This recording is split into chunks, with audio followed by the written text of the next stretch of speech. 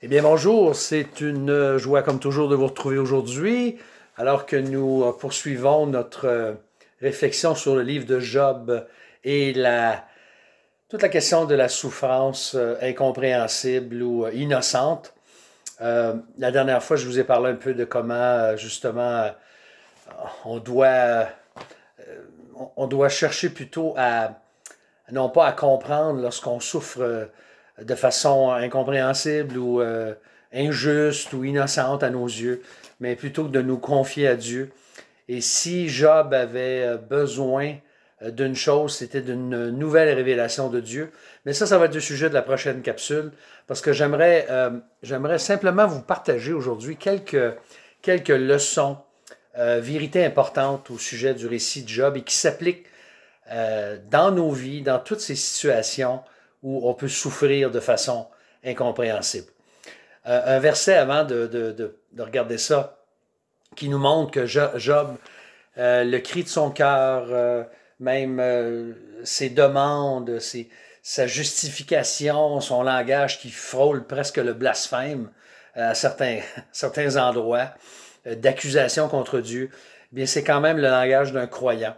Et en particulier au chapitre 19, c'est un des textes clés de tout le livre, lorsqu'il dit oh, si mes propos pouvaient être écrits, s'ils étaient gravés dans un livre, qu'avec un burin de fer et avec du plomb, ils soient pour toujours taillés dans le roc. Mais je sais que mon Rédempteur est vivant et qu'il se lèvera le dernier sur la terre. Après que ma peau aura été détruite, moi-même en personne, je contemplerai Dieu. C'est lui que moi je contemplerai, que mes yeux verront, et non quelqu'un d'autre. Donc, Job 19, 23 à 27. Quelques leçons quand on regarde la situation que Job a vécue.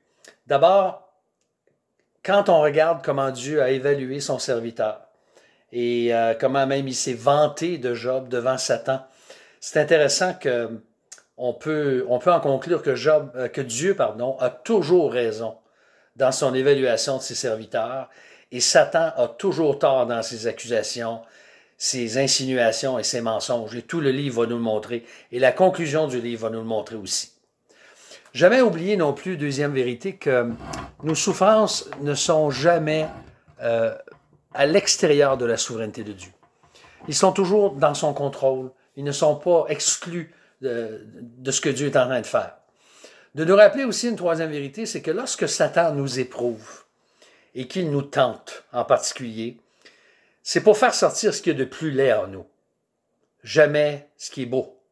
Tandis que quand Dieu nous éprouve et nous corrige, c'est toujours pour faire sortir ce qu'il y a de meilleur en nous.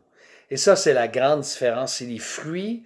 C'est comme ça qu'on peut savoir lorsque Dieu nous corrige ou que c'est Satan qui veut nous faire tenter, il nous tente et veut nous faire tomber dans d'autres points. Et comme dernière vérité, parce que le temps nous manque aujourd'hui encore une fois, mais si je souffre de façon incompréhensible ces jours-ci, ou innocente, j'ai le choix. Ou bien soit de chercher à tout comprendre, hein, de comprendre toutes les raisons de ce qui m'arrive, et je vais me rendre malheureux, frustré, amer, et je vais demeurer dans une situation très difficile. Ou bien, deuxièmement, l'autre choix, c'est de persévérer, c'est de faire confiance à mon Père céleste. Lui, comme le psaume nous dit, 34, verset 19, qui est près de tous ceux qui ont le cœur brisé. Alors Seigneur, j'aimerais te prier aujourd'hui pour tous ceux qui souffrent de façon incompréhensible, afin que tu leur accordes la force, la paix, la grâce de persévérer et de te faire confiance. Seigneur, combien de choses dans nos vies demeurent sans réponse. Mais nous savons qu'avec toi, dans ta souveraineté, dans ta bonté, toi qui es un Dieu compatissant, qui est un grand prêtre compatissant qui nous comprend bien, nous pouvons te faire confiance. Bénis-nous aujourd'hui, nous t'en prions, et fortifie-nous au nom de Jésus.